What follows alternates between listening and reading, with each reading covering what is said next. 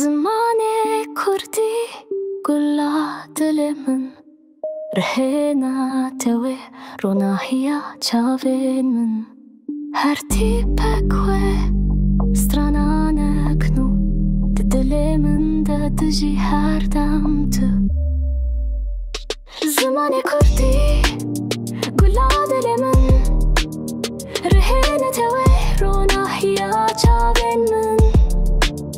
Her hêne te wê stran eknû di dilê min de dijî her dem tu. Tu pira dîrokê yî ber bi sibê kilîta çandê dengê me yî nabe tu carî bê deng bimînî. Divê her dem di dilan de bijî.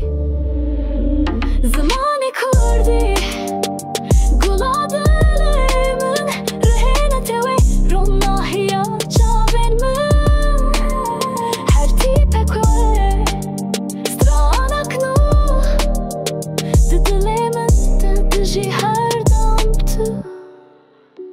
Zimanê Kurdî zimanê çand parastina te rûmeta me her diman.